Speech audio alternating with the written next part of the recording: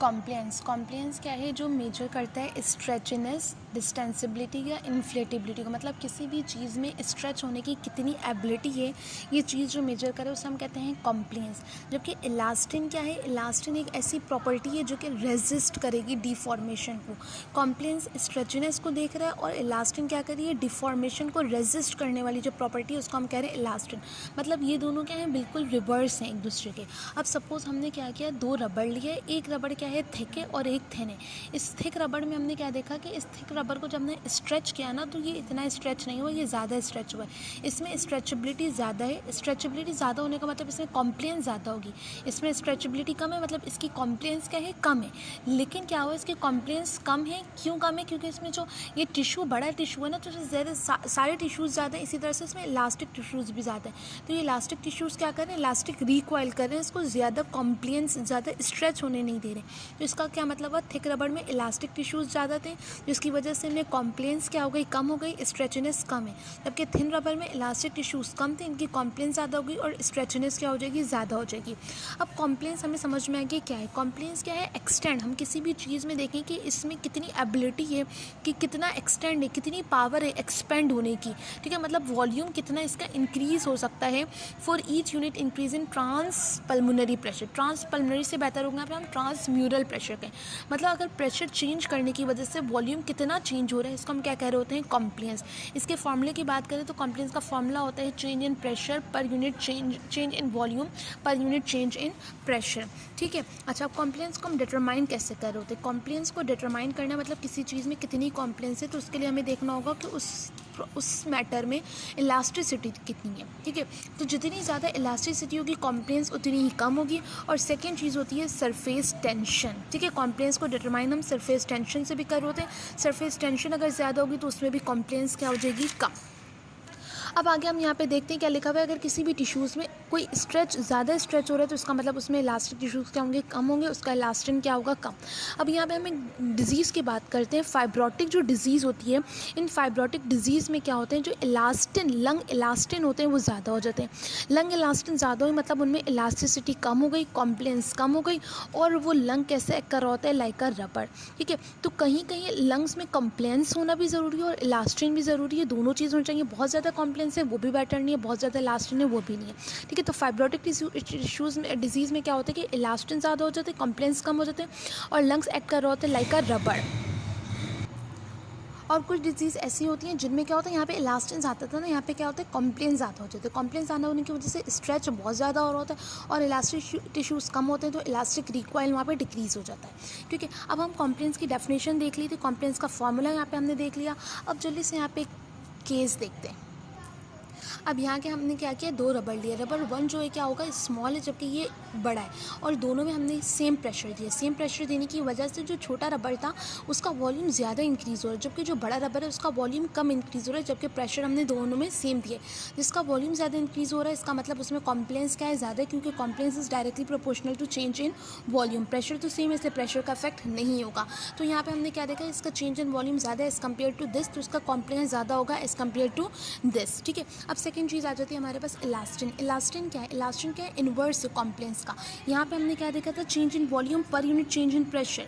यहाँ पे हमें क्या देखना है कि प्रेशर में क्या चेंज आ रहा है, वॉल्यूम के चेंज करने की वजह से, दैट इज इलास्टिन, ठीक है। अब हम आ जाते हैं कॉम्प्लियंस ऑफ लंग्स, जो कि डॉक्टर नजीब की वीडियो का पार्ट 2 है, इसको जल्दी से हम रिव्यू कर रहे हैं। क्या लिखा हुआ है कॉम्प्लियंस ऑफ लंग्स में, जब भी हम लंग्स की बात करते हैं, लंग्स नहीं, रेस्पिरेटरी सिस्टम की बात करेंगे, तो हमें दो स्ट्रक्चर्स नजर आते हैं जिसमें इलास्टिक प्रॉपर्टी है। एक तो हमारे पास लंग्स है, इसके अंदर इलास्टिसिटी होती है, और सेकेंड है हमारे पास चेस्ट वॉल। लंग्स में जो इलास्टिसिटी होती है वो इसके इलास्टिन और कोलेजन फाइबर्स की वजह से होती है, और इसके इलास्टिन और कोलेजन फाइबर्स यहाँ पे प्रेजेंट है। ये देखो, elastic factors which determine the elastin, और क्या है, इलास्टिन और कोलेजन फाइबर्स हैं। अच्छा, अब हमें यहाँ पे पढ़ना क्या, सबसे पहले लंग्स को कॉम्प्लियंस देखना है, फिर चेस्ट वॉल को, और लंग्स और चेस्ट वॉल मिलाने की वजह से जो कॉम्प्लियंस बनता है उसे हम कहते हैं compliance of whole respiratory system. अब हमें रेस्टिंग वॉल्यूम ऑफ लंग्स पता होना चाहिए कि रेस्टिंग वॉल्यूम क्या होता है। पूरे रिस्पायरेटरी सिस्टम का रेस्टिंग वॉल्यूम भी होगा, लंग्स का भी होगा, चेस्ट का भी होगा। अभी हम लंग्स की बात करें, रेस्टिंग वॉल्यूम ऐसा वॉल्यूम जिसमें ट्रांसम्यूरल प्रेशर क्या हो, ज़ीरो हो। और ज़ीरो का मतलब क्या हुआ कि ना ही लंग्स इन्फ्लेट हो रहा हो, ना ही डीफ्लेट हो रहा हो, कोई भी इसमें चेंज नहीं आ रहा हो उसके वॉल्यूम में, तब ट्रांसम्यूरल प्रेशर ज़ीरो होगा। और इस ज़ीरो ट्रांसम्यूरल प्रेशर को हम क्या कह रहे होते हैं, रेस्टिंग वॉल्यूम। अब आगे हमें क्या करना है, कॉम्प्लेंस पढ़ना है different areas of chest cavity. सबसे पहले हम लंग्स देखते हैं। कॉम्प्लेंस की तो डेफिनेशन हमें पता चल गई, फार्मूला भी देख लिया कि भाई change in volume per unit change in pressure. लेकिन लंग्स की कॉम्प्लेंस की बात करेंगे तो कौन सा प्रेशर लेंगे, यहाँ पे कौन सा प्रेशर आएगा, ट्रांसपल्मोनरी प्रेशर, वो वाला प्रेशर जो कि एल्विलाई के वॉल को डिस्टेंड कर रहा था। और ये प्रेशर किसके बराबर है, difference in alveolar pressure and plural pressure. ठीक है, तो PA माइनस PL हो जाएगा, alveolar pressure minus plural pressure. और लंग्स के अगर हम कॉम्प्लेंस की बात करेंगे तो बोथ लंग्स में, दोनों लंग्स का जो मिला के कॉम्प्लेंस बनता है वो 200 ml पर सेंटीमीटर ऑफ वाटर। ठीक है, अब हम चेस्ट वॉल की बात करेंगे तो कॉम्प्लेंस ऑफ चेस्ट वॉल हमने क्या देखा कि यहाँ पे भी change in volume per unit change in pressure, लेकिन यहाँ पे कौन से प्रेशर की हम बात करेंगे, ट्रांस थोरैसिक प्रेशर की बात करेंगे। वो वाला प्रेशर जो कि थोरैक्स की वॉल को एक्सटेंड करता हो। और ये किसके बराबर है, डिफरेंस इन प्लूरल प्रेशर है, एटमॉस्फेरिक प्रेशर या बैरोमेट्रिक प्रेशर। हमें पता है बैरोमेट्रिक या एटमॉस्फेरिक प्रेशर क्या होता है, ज़ीरो होता है। तो जब हमने इसका डिफरेंस निकाला तो ये किसके बराबर आ जाएगा, प्लूरल प्रेशर के। उसके बाद हम यहाँ पे क्या देखते हैं, कॉम्प्लेंस ऑफ रेस्पिरेटरी सिस्टम। मतलब अब हम होल बात कर रहे हैं, लंग्स की भी बात कर रहे हैं और चेस्ट वॉल की भी बात कर रहे हैं, दोनों को कंबाइन करके। अब यहाँ पे जो प्रेशर होगा वो यहाँ से एल्वुलर से लेकर एटमॉस्फेरिक के डिफरेंस तक होगा, जिसको हम कहते हैं ट्रांस रेस्पिरेटरी प्रेशर। और ये बराबर होता है एल्वुलर माइनस एटमॉस्फेरिक या बैरोमेट्रिक प्रेशर। दोबारा से बैरोमेट्रिक प्रेशर ज़ीरो हो जाएगा तो ट्रांस रेस्पिरेटरी प्रेशर किसके बराबर हो जाता है, एल्वुलर प्रेशर के बराबर होगा। और यहाँ पर अगर हम लोग कॉम्प्लेंस की वैल्यू देखें ना तो इसकी कॉम्प्लेंस की वैल्यू हो जाती है 110 सेंटीमीटर ऑफ वाटर। ठीक है, पर सेंटीमीटर ऑफ वाटर। अब क्या हुआ, पहले हमने जब लंग्स की कॉम्प्लेंस की बात करी थी तो लंग्स का कॉम्प्लेंस कितना आ रहा था, 200 ml, जबकि सिर्फ लंग्स का। अब हम कॉम्प्लेंस की बात कर रहे हैं लंग्स और थोरैसिक कैविटी का भी, तो इसका कॉम्प्लेंस 200 से डिक्रीज़ होकर कितना हो गया, 110 हो गया। ऐसा क्यों हुआ, क्योंकि पहले जब अकेला लंग्स था ना तो उसमें स्ट्रेच होने की एबिलिटी ज़्यादा थी, लेकिन थोरैसिक कैविटी की वजह से, जिसमें थी थोरैक्स में ऑर्गन्स की वजह से क्या हुआ कि वो स्ट्रेच नहीं हो पा रहे। तो थोरैसिक कैविटी के जब उसको हमने इंक्लूड कर दिया तब लंग्स का कॉम्प्लेंस क्या हो जाएगा, डिक्रीज़ हो जाएगा। और डिक्रीज़ होकर कितना हो जाएगा, 110 ml पर सेंटीमीटर ऑफ वाटर। अच्छा, अब यहाँ पे हमने क्या देखा था कि जो ट्रांस रेस्पिरेटरी प्रेशर होता है वो किसके बराबर होता है, एल्वुलर प्रेशर माइनस बैरोमेट्रिक या एटमॉस्फेरिक प्रेशर, जो कि ज़ीरो होता है। इसका मतलब ट्रांस रेस्पिरेटरी प्रेशर किसके बराबर हो गया, सिर्फ एल्वुलर प्रेशर के। तो यहाँ पे हम एक चीज़ नोट करते हैं कि जो इंस्पायरेशन का प्रेशर होता है ना, इंस्पायरेशन के टाइम पे जो प्रेशर होता है वो कौन सा होता है, ट्रांस रेस्पिरेटरी प्रेशर। और ये ट्रांस रेस्पिरेटरी प्रेशर अभी हमने देख लिया किसके बराबर है, ये एल्वुलर प्रेशर के बराबर है। तो इसका मतलब इंस्पायरेशन के टाइम पे जो प्रेशर होता है वो डिपेंड कर रहा होता है एल्वुलर प्रेशर पे। अगर एल्वुलर प्रेशर नेगेटिव होगा ना तो एल्वुलाई क्या करेगा, एयर को बहुत तेज़ी से सक कर रहा होगा। जितना ज़्यादा नेगेटिव होगा सकिंग एबिलिटी उतनी ही ज़्यादा क्या होती जाएगी, इंक्रीज़ होती जाएगी। फिर उसके बाद हमने यहाँ पे देख लिया कि जब कंबाइंड बात करते हैं, लंग और थोरैसिक दोनों की बात करते हैं, तो उस वक्त कॉम्प्लेंस जो होता है वो किस पे डिपेंड कर रहा होता है, कौन से प्रेशर पे डिपेंड करता है, थोरैसिक प्रेशर पे। और thoracic pressure trans respiratory pressure पे। और ये जो रेस्पिरेटरी प्रेशर है वो किसके बराबर होता है, इंट्राथोरैसिक प्रेशर। थोड़ी सी यहाँ पे कन्फ्यूजन हुई, क्या कहा था कि जब कंबाइंड बात करेंगे हम लंग और थोरैसिक कैविटी दोनों की, तो उस वक्त हम पूरे होल रेस्पिरेशन की बात कर रहे हैं। और इस रेस्पिरेशन में जो प्रेशर इन्वॉल्व होगा उसको हम कहते हैं इंट्राथोरैसिक प्रेशर, इसको हम कहते हैं ट्रांस रेस्पिरेटरी प्रेशर। और जो ट्रांस रेस्पिरेटरी प्रेशर है वो यहाँ पे हमने देख लिया कि ट्रांस रेस्पिरेटरी प्रेशर किसके बराबर होता है, एल्वुलर प्रेशर के बराबर होगा। और एल्वुलर प्रेशर, इसका मतलब क्या होगा कि पूरी जो रेस्पिरेशन है, ये जो इंस्पायरेशन है वो टोटली डिपेंड कर रही होती है किस पे, एल्वुलर प्रेशर पे। अब हम यहाँ पे रिलेशनशिप पढ़ रहे हैं कि वॉल्यूम के चेंज करने की वजह से प्रेशर में क्या चेंज आ रहा होता है, मतलब कॉम्प्लेंस के अब हम स्टडी कर रहे हैं। ठीक है, तो सबसे पहले यहाँ पे जो हमने स्टडी करनी है वो लंग्स की करनी है। लंग्स में क्या देखना है कि लंग्स में क्या इफेक्ट पड़ रहा है कॉम्प्लेंस का ना। ग्राफ कैसे बनाएंगे, एक तरफ वॉल्यूम ले लिया, एक तरफ प्रेशर ले लिया। जब हम लंग्स की बात करें तो लंग्स में कौन सा ट्रांसम्यूरल प्रेशर होगा, ट्रांसपल्मोनरी प्रेशर होगा। ठीक है, लंग्स का जो ट्रांसम्यूरल प्रेशर है वो है ट्रांसपल्मोनरी प्रेशर। यहाँ पर हमने सेंटर में एक रेफरेंस पॉइंट लेना है जो कि क्या आ रहा है सेंटर में रेफरेंस पॉइंट हमने ज़ीरो लिया है। इस ज़ीरो का मतलब क्या है कि ट्रांसम्यूरल प्रेशर यहाँ पे या ट्रांसपल्मोनरी प्रेशर इस पॉइंट पे ज़ीरो है। और ज़ीरो का मतलब हमने देखा था कि जो रेस्टिंग स्टेज होती है, जब ना ही लंग्स इन्फ्लेट हो रहा है ना ही डिफ्लेट हो रहा है, एक्सटेंड भी नहीं हो रहा है, कुछ भी नहीं हो रहा है यहाँ पे, तो ट्रांसम्यूरल प्रेशर क्या हो जाता है, वहाँ पे ज़ीरो हो जाता है। जब हम सिर्फ लंग्स की बात करते हैं ना कि लंग्स का ट्रांसम्यूरल प्रेशर ज़ीरो कब होता है, मतलब वो रेस्टिंग स्टेज पे कब आता है, तो ये रेजिडुअल वॉल्यूम से भी क्या होता है, कम होता है। अब ऐसा क्यों है, जब लंग्स का ट्रांसम्यूरल प्रेशर ज़ीरो है और इसके अंदर कोई डिस्टेंड होने की एबिलिटी नहीं है, ना इन्फ्लेट हो रहा है ना ही डिफ्लेट हो रहा है, तो इस वक्त क्या होता है, ये लंग्स के अंदर अपनी जो इंट्रिंसिक इलास्टिक प्रॉपर्टी होती है वो एल्विलाई ऑफ लंग्स को क्या कर रही होती है, अंदर मूव करवा रही होती है। ठीक है, अंदर के साइड मूव करवा रही होती है, जिसकी वजह से जो लंग्स का वॉल्यूम होता है वो रेजिडुअल वॉल्यूम से भी कम हो जाता है एट रेस्टिंग स्टेज। ठीक है, तो इसका मतलब क्या हुआ कि जो लंग्स का रेस्टिंग पॉइंट है वो रेजिडुअल वॉल्यूम से भी क्या है, कम है। देखो लंग्स क्या होता है, स्मॉल हो रहा होता है जबकि ट्रांसम्यूरल प्रेशर ज़ीरो है, तो इसका जो रेजिडुअल वॉल्यूम रेस्टिंग जो पॉइंट है ना इसका, वो रेजिडुअल वॉल्यूम से भी कम होता है। अब इसमें इसी तरह से हम यहाँ पे बात करते हैं, जैसे हमने लंग्स के कॉम्प्लेंस की अलग से बात की, जैसे अब चेस्ट वॉल के कॉम्प्लेंस की अलग से बात करते हैं। चेस्ट वॉल में भी हम देखते हैं कि इसका जो ट्रांसम्यूरल प्रेशर होता है वो कौन सा ट्रांसम्यूरल प्रेशर होता है, ट्रांसथोरेसिक। और हमें पता है ट्रांसथोरेसिक प्रेशर किसके बराबर होता है, प्लूरल प्रेशर, क्योंकि ट्रांसथोरेसिक प्रेशर डिफरेंस होता है प्लूरल और एटमॉस्फेरिक में, और एटमॉस्फेरिक प्रेशर ज़ीरो होता है, जिसकी वजह से ट्रांसथोरेसिक प्रेशर बराबर हो जाता है प्लूरल प्रेशर के। अब हमें देखना है कि चेस्ट वॉल का रेस्टिंग पॉइंट क्या होता है, मतलब वो ऐसा कौन सा वॉल्यूम होता है, वो कौन सा ऐसा वॉल्यूम होता है जिसमें ट्रांसम्यूरल प्रेशर हो जाता है ज़ीरो। तो ये हमें नज़र आता है, इसका जो रेस्टिंग पॉइंट है वो इस पॉइंट पे नज़र आ रहा है। ये कौन सा पॉइंट है भाई, ये है 60% ऑफ टोटल लंग कैपेसिटी। मतलब जो 60% ऑफ टोटल लंग कैपेसिटी होता है ना, ये वो वाला पॉइंट होता है जब चेस्ट वॉल रेस्ट पे कर रहा होता है, ना इन्फ्लेट होता है ना डिफ्लेट होता है। मतलब कि जो चेस्ट वॉल का रेस्टिंग पॉइंट है वो बहुत ज़्यादा है, मतलब फंक्शनल रेजिडुअल कैपेसिटी से भी ज़्यादा है। और लंग का जो रेस्टिंग पॉइंट हमने देखा वो रेजिडुअल वॉल्यूम से भी कम आ रहा था। तो इसका इतना ज़्यादा रेस्टिंग पॉइंट, इतना ज़्यादा क्यों है रेस्टिंग पॉइंट, मतलब कि 60% ऑफ टोटल लंग कैपेसिटी को अगर हम वॉल्यूम में देखें तो ये अराउंड 4 to 4.5 लीटर बन रहे हैं, जबकि जो रेजिडुअल वॉल्यूम को अगर हम लोग उसमें देखते हैं लीटर्स के फॉर्म में, लंग्स का जो रेस्टिंग पॉइंट है रेजिडुअल वॉल्यूम से भी कम है, इसको अगर हम लीटर के फॉर्म में देखेंगे तो ये अराउंड 0.4 बन रहा होगा। ठीक है, तो इतना ज़्यादा क्यों है इसका रेस्टिंग पॉइंट चेस्ट वॉल का, क्योंकि चेस्ट वॉल में प्रेजेंट होता है रिब्स, जो कि कैसे एक्ट कर रहा होता है, स्प्रिंग की तरह। और इसका फंक्शन क्या होता है कि ये लंग्स चेस्ट वॉल को ना ही बहुत ज़्यादा इन्फ्लेट होने देता है और ना बहुत ज़्यादा डिफ्लेट होने दे रहा होता है, बल्कि ये एक कांस्टेंट एक पॉइंट पे रखा होता है इसको, इस ऐसे पॉइंट पे रेस्टिंग पोजीशन में एक ऐसे पॉइंट पे रखा होता है जब जो है इसका जो वॉल्यूम होता है वो कितना होता है, 4 to 4.5 लीटर होता है, जो कि 60% ऑफ टोटल लंग कैपेसिटी बन रहा होता है। ठीक है, तो ये रीज़न है, मतलब जो इतना ज़्यादा है चेस्ट वॉल का कॉम्प्लेंस, resting point transmural pressure zero जब हो रहा है तो इसका वॉल्यूम बहुत ज़्यादा है, मतलब इसका जो रेस्टिंग पॉइंट होगा जब ट्रांसम्यूरल प्रेशर ज़ीरो होगा तो ये अराउंड 4 to 4.5 लीटर इसके अंदर वॉल्यूम होगा। तो इतना ज़्यादा होने की वजह सिंपल एक वर्ड में हम क्या बोलेंगे, रिब्स से, क्योंकि रिब्स के अंदर स्प्रिंग लाइक एक्टिविटी होती है जिसको बहुत ज़्यादा इन्फ्लेट होने भी नहीं देती और डिफ्लेट होने भी नहीं देती है। अब दोबारा जल्दी से हम उस चीज़ को रिवाइज करते जो हमने पढ़ लिया। एल्विलाई के बारे में क्या लिखा हुआ, जब इसका ट्रांसम्यूरल प्रेशर ज़ीरो था तब एल्विलाई क्या था, बहुत स्मॉल था और मज़ीद उसके अंदर टेंडेंसी थी कि वो इनवर्ड ही मूव करे, क्योंकि लंग्स के अंदर होती है इलास्टिक रिकॉइल। जबकि हमने चेस्ट वॉल देखा, जब इसका ट्रांसम्यूरल प्रेशर ज़ीरो था तब इसके अंदर सिग्निफिकेंट वॉल्यूम था, और कितना सिग्निफिकेंट वॉल्यूम है, 60% ऑफ टोटल लंग कैपेसिटी या 4 to 4.5 लीटर। ठीक है, अब यहाँ पे हमने देख लिया कि जो चेस्ट वॉल है रेस्टिंग सिचुएशन में क्या होता है, लार्ज होता है, जबकि जो लंग्स है वो रेस्टिंग सिचुएशन में क्या होता है, स्मॉल होता है।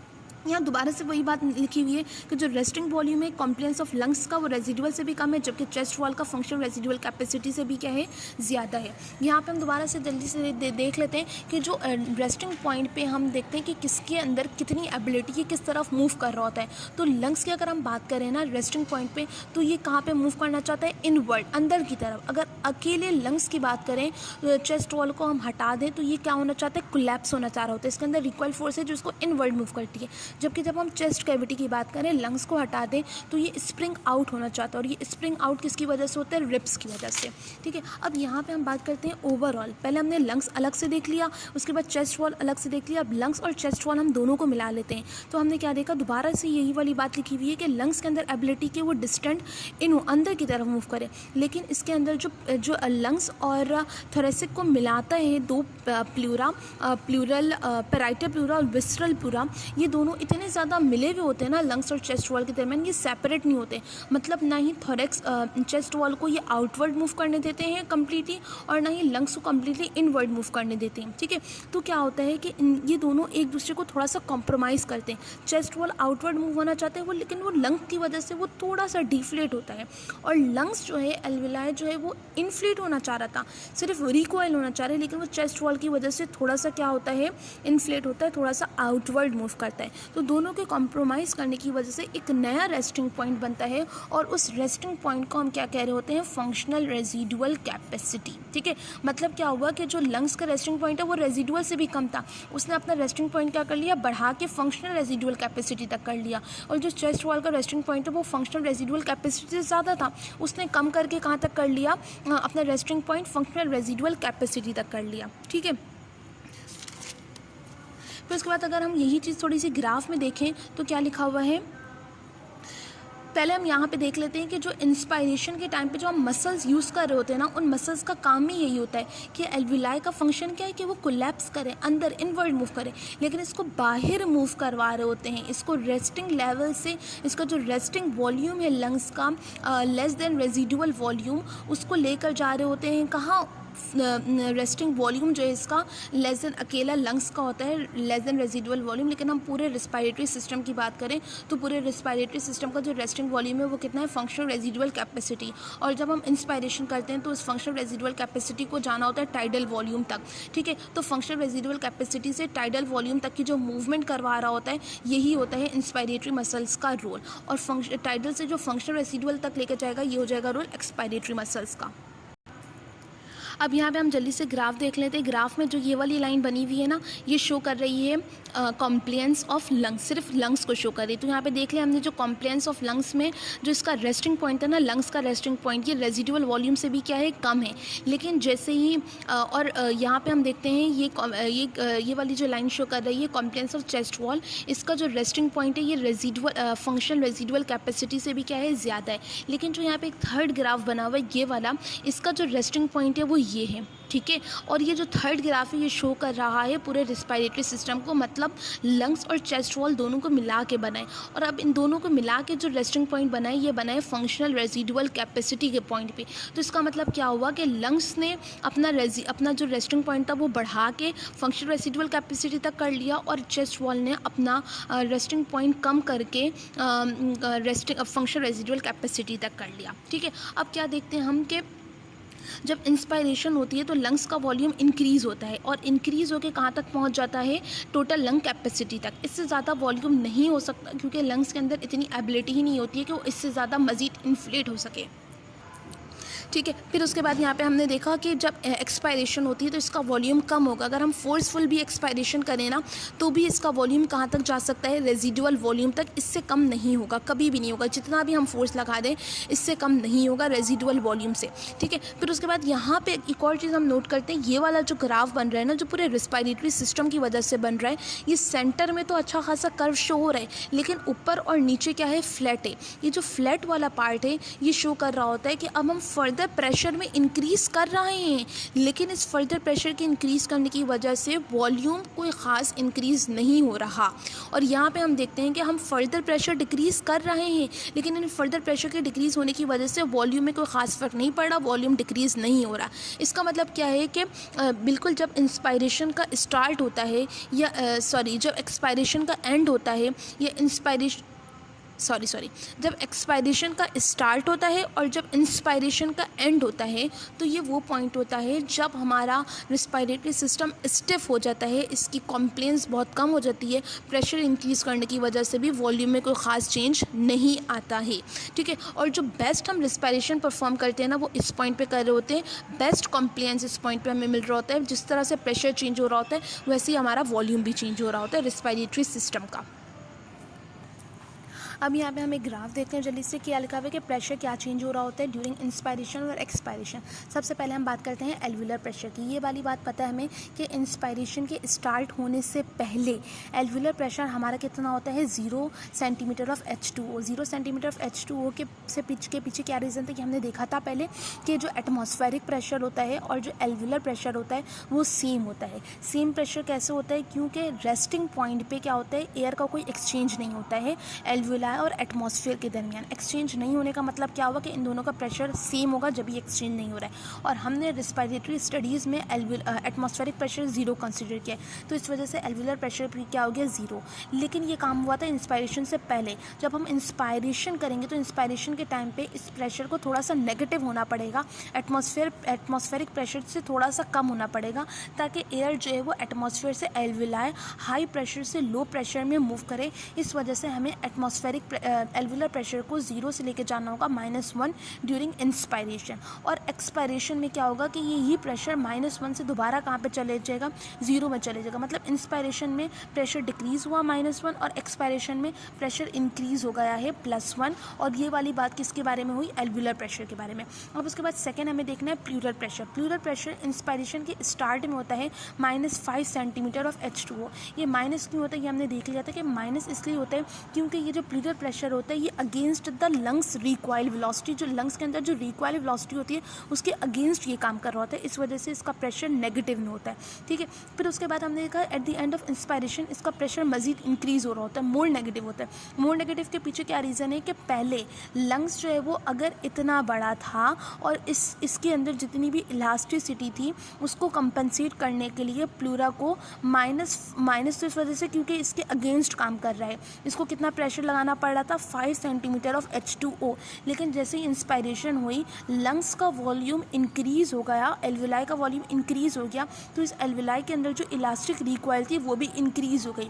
अब इलास्टिक रिकॉइल इंक्रीज़ हो गई तो इसको ओवरकम करने के लिए प्लूरा को और ज़्यादा काम करना पड़ा है, मोर नेगेटिव होना पड़ेगा। इस वजह से ये कितना हो जाता है, मोर नेगेटिव होकर -7.5 तक पहुंच जाता है at the end of inspiration. और दोबारा से जब ये -5 से -7.5 इंस्पायरेशन हुआ और एक्सपायरेशन में इसी का रिवर्स कर लेंगे, -7.5 से -5 हो जाता है। अब हम थोड़ी सी वॉल्यूम के बारे में बात कर लेते हैं कि जब हम इंस्पायरेशन करते हैं तो हमारा लंग्स का वॉल्यूम इंक्रीज़ हो रहा होता है 0.5 लीटर, ठीक है। और यही वॉल्यूम डिक्रीज़ हो रहा होता है एक्सपायरेशन के टाइम पे 0.5 लीटर। 0.5 लीटर का मतलब क्या हो गया 500 ml, ठीक है। और अगर हम टाइम की बात करें तो इंस्पायरेशन में 2 सेकंड्स लगते हैं और एक्सपायरेशन में भी 2 to 3 सेकंड्स लग रहे होते हैं।